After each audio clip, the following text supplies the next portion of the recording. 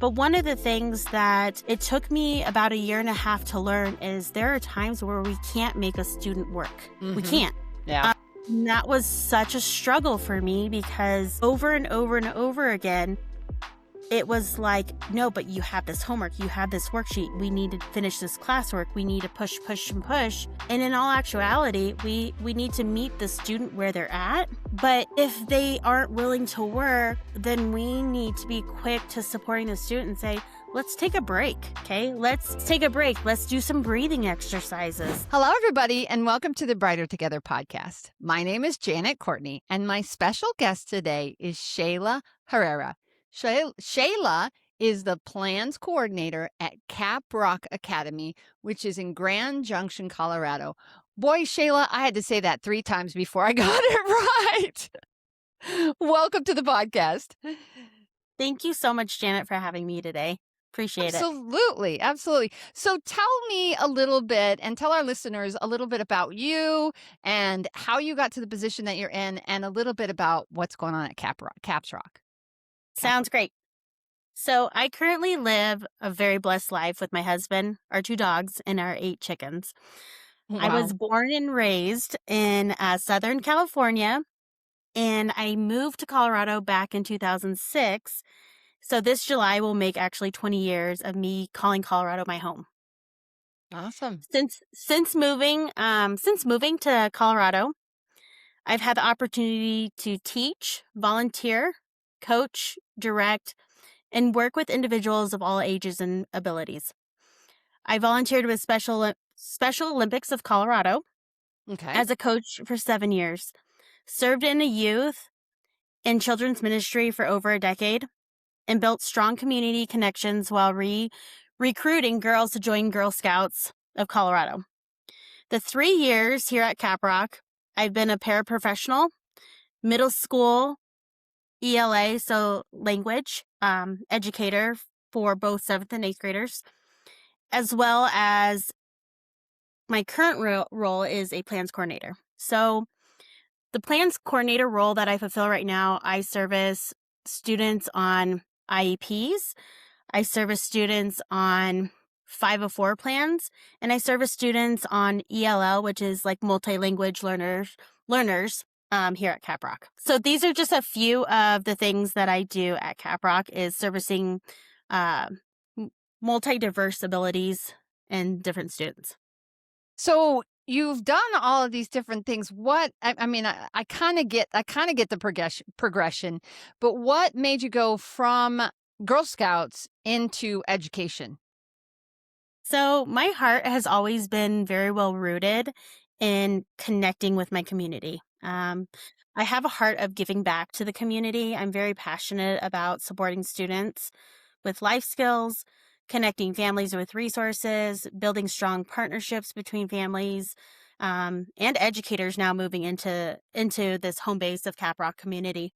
So pretty much what tugged my heart to moving in more of an educator role is really, I can only do so much recruiting girls. I was never a leader of a Girl Scout troop. So I wanted to kind of more so transition into being a leader of students where I could be more impactful and have that one-on-one or small group or meet the individuals in a classroom setting where I can really support them and be more of like a hands-on support for those students, whether it looks like pulling out a book that they're supposed to be reading, whether it's helping them scribe to take notes. It could be pulling out a student to support them with their reading fluency. It could also be giving a student a break. We all need breaks, right? So at times my role changes from a day-to-day basis. I don't really have a set routine at Cap Rock. I kind of fly at the seat of my pants where I transition as I'm needed. But then also I have more of a database role as well, where I'm the one developing and collecting those observations, the parent input, the teacher input, the student input, the administration input to create, collaborate, connect, and communicate with all of these parties and facilitate these 504 and ELL meetings and really just come together as one unit and discuss what are the supports, what are the struggles, what can we do better. Mhm. And what that looks like is sometimes what can we do better is a question I ask the parents. Parent support when a kid Yeah. goes home from school, parent support is such a high need that we need to be able to work together. That connection with our parent support is so empowering that in order us to be better equipped and meet these students' needs, we have to hold all of ourselves accountable. And we also have to do that with love, but also give appropriate consequences. Just because a student may have an impairment, which could be ADHD, autism, Asperger's, dyslexia, dysgraphia. Maybe it's their native language isn't English. No matter their impairment or their ability, we still have to hold the students accountable. We still have to support them. And one of the things that I learned over time and time again was our students sometimes don't want to work. Mhm. And I True. can relate to Yeah. that, all Yeah. of us. Yeah, There are for sure. times I don't wanna show up to work.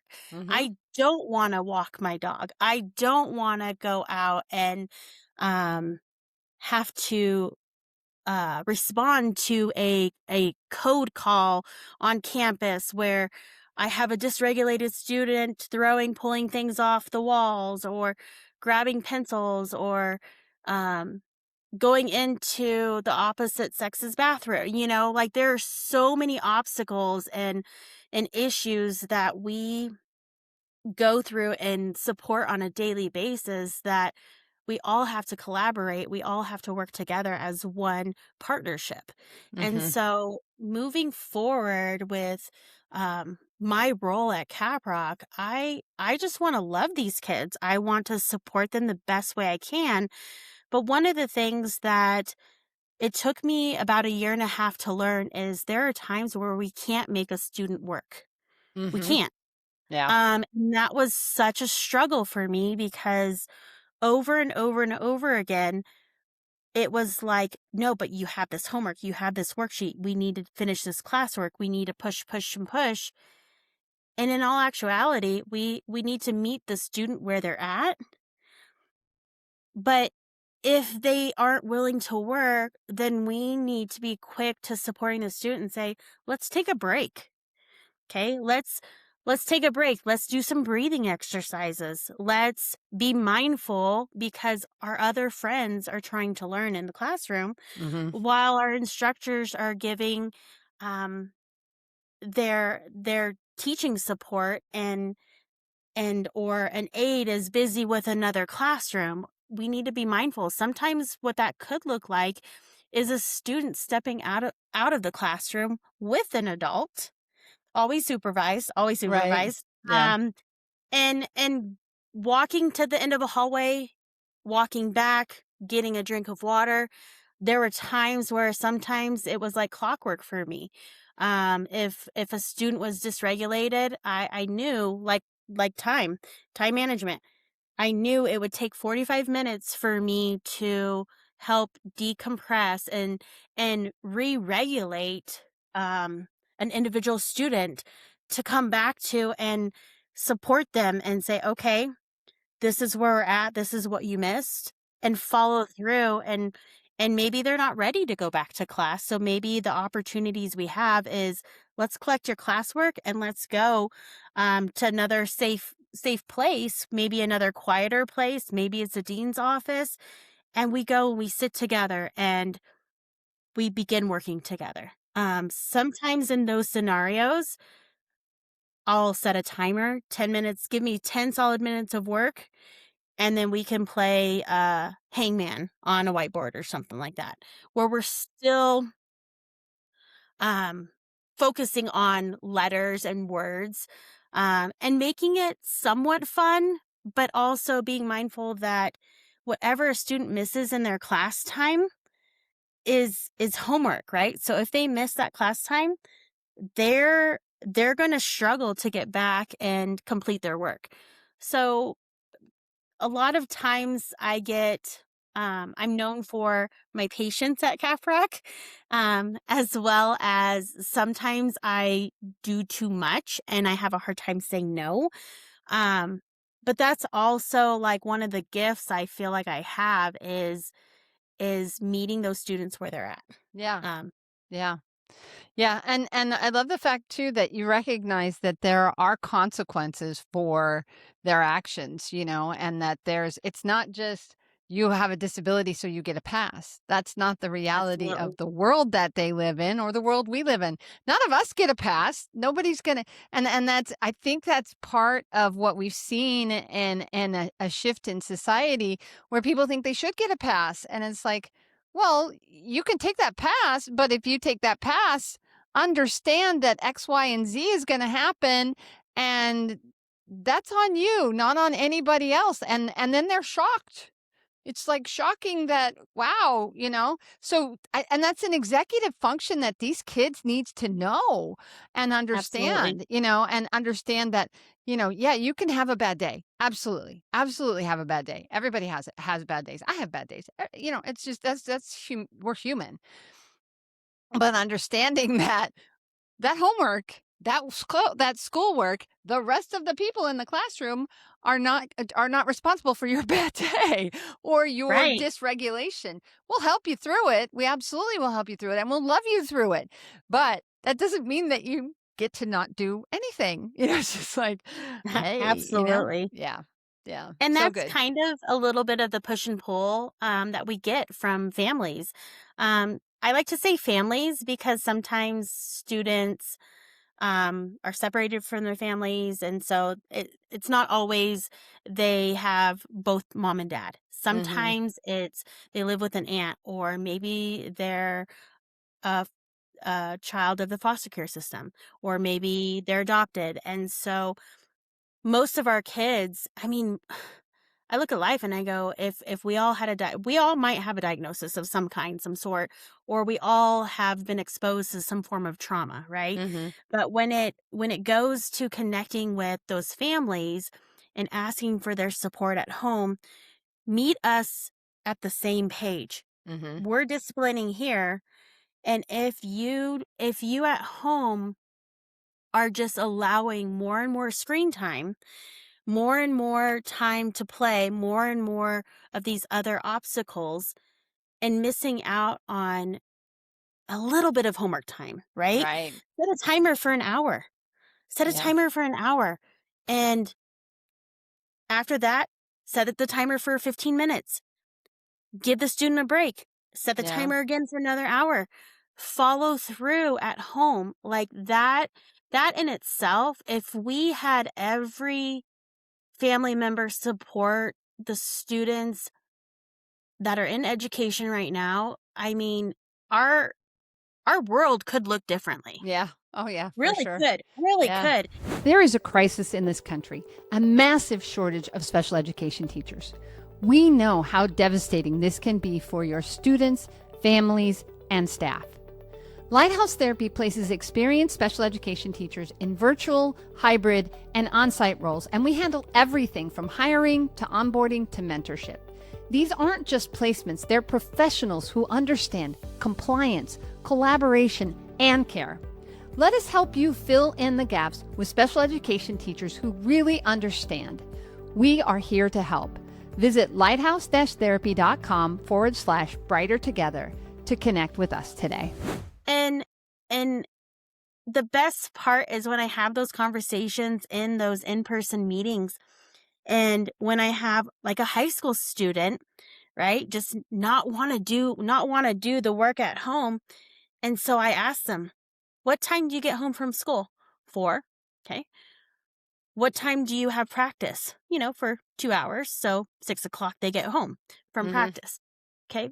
What time is too late that you go to bed? 2 a.m. Okay, let's just Oof. say 11. Let's just say 11 Yeah. p.m. Yeah. So from 6 to 11, you're eating dinner, and that still leaves you with a few hours, right? A Mhm. few hours to knock out your homework. Right. So don't tell me that we don't have time. It's about training ourselves to make the time, Mhm. right? And that's one of the things is very interesting. So a few Sundays ago, um, I was listening to a really good message by one of the senior pastors, and one of the conversations and that I've had following and following and following me from that day was basically we have to train ourselves to do things. If we say we are trying gives us that little idea in our head that we can't do something, that we're failures. So if we train ourselves, right? If we train and start new habits, we can be so successful, Mhm. right? We can learn things. And so I just love the fact that even though I have conversations internally with staff, sometimes I don't feel like I'm getting all the answers I need, right? On campus with my friend group, but sometimes hearing those messages, those sermons at church feed in and are so relational to where I'm personally at in my life, and I'm able to take that message and translate it into my everyday job. Right. And that's really the power in my eyes of God and how he uses me through these experiences. Yeah. Oh, for sure. Absolutely. Absolutely. That's so great because it just there's so many things that you can take from your spiritual experiences into your work experiences, and from your work experiences into what you need help from God with, and where Absolutely. God's going to work in your life. God doesn't work in just one little section, and the hard part is he doesn't all work on only the things that you want him to work on either. Right. It's Right. like, no, I don't want to hear that right now, Lord. I don't want to work on that right now. But you have to, I mean, because Yeah. he isn't gonna just address what you want him to address. He's going to address all of it and show A you larger picture. where, yeah, the spirit's going to guide you, and where you need to improve, or where you need to listen better, or whatever. And not everybody believes the way you and I believe, but I do think that um we are all prompted to do things, and whether or not you believe that's the Holy Spirit is up to you. But Right. but there is that, some people call it consciousness, someone call it karma, call it whatever you want to, but God he's so involved, and he's omniscient, and he's omnipresent. So he knows everything. So trying to hide something from him ain't gonna happen. Right. So, Right. I've been there, Yeah. done that. I think I got a medal in that one. So it's funny because he was really tapping me on the shoulder for 2 years before I started Lighthouse. I started Lighthouse in Really. 2018. And he was like, I want you to, in the 2 years before that, he kept saying, there's something better for you. And I didn't want to hear it. I just didn't want, I'm comfortable. I like right here. I like where I'm at. I like where my kids are at. I like where my life is at. I'm good. I'm really good. And then all of a sudden it wasn't so good anymore. And now I've got a problem. And then he comes to me and he says, I want you to do this. And I'm like, that's hard. I can't do that. And it's so funny because I tell people this story, it's like, Lord, I kept saying, Lord, what do you want me to do? What do you want me to do? And he tells me, literally, audibly, I heard, I want you to start your own company. And I went, I don't know how to do that. I can't do that. And the only other thing, because this is the relationship I have with God, he says, excuse me? Like, hello, you've been asking and asking. And then when I actually audibly tell you, you're going to give me a hard time. So I was like, whoop, Right. okay, okay, okay. And it's been a beautiful, hard, not easy ride ever since, but it's worth it. It's absolutely worth it. So I think the things that you're talking about go right along with that, right? Yeah. Yeah. Very, very interesting because it's one of the things that I love to do every morning is The minute that I leave my driveway, I'm blaring Christian radio station, and I just have to have that time just to get me in a great place to start my morning, right? Because no matter what happened yesterday doesn't doesn't define who these students are, right? Mhm. Like we need to give students the opportunity to make better decisions, Yeah. to move forward. And sometimes like I go back to um one of the songs that I listen to. I can't remember the artist, but talking about, you know, that's when God's not done with you yet, and it's Mhm. kind of one of those things. There's always something more that we can give, that we can offer, and it's really up to us how far of a distance we're willing to go. Mhm. Um because a big part of it is, I look at life and I wouldn't be who I am and what I'm doing without that guidance Right. and without the experience that in my eyes he prepared me for. Yeah. All of the things that you do in your life. That's like when people say like, "Would you go back and you change this thing?" And I was like, no, because I didn't it was a tough road, but I had to go through Yeah. that road to get to here, right? And all of the things that we've done in our lives are the things that bring us to who we are today. Now, there are Right. people that have had trauma and horrible trauma, and I would never say to that person, you needed to go through that to get to, and don't hear that from me. But there are so many things in my life that I look back on, and they're the lessons that God was walking through me through my own valleys of Right. this, yea, though I walk through the valley of the shadow of death, I'm with you. God's with me Mhm. through all of it. That's Psalm 20, part of Psalm 23 for those of you that don't know. But it's just a part of who we are and what makes us better at what we do. And I love that. I love that. I love that we can have this Yeah. conversation on this Me too. show in education. And, it's like not everything is always in education black and white. It's never going to be just black and white. So having the opportunity to have conversations to say, we love these kids. We want these kids to be successful. We want to help them to be accountable and understanding and giving them the skills, those executive function skills to go, oh yeah, I really kind of have to organize my day, my evening, my whatever in order to get to the next thing that I need to do. So with all of that said, I'm going to ask you this question. I don't ask everybody, but I ask it pretty often. So if you could fix just one thing in your world, can't be money, because we all know that every school needs more money, right? Money is definitely something that all schools say, gosh, I wish we had more of. If you could just, and I say miraculously because I'm a Christian, right? But if you could miraculously fix one thing in your world that is related to your job, what would that one thing be? You never have to worry about it again. What would that one thing be? I would really have to say communication. Huh, okay.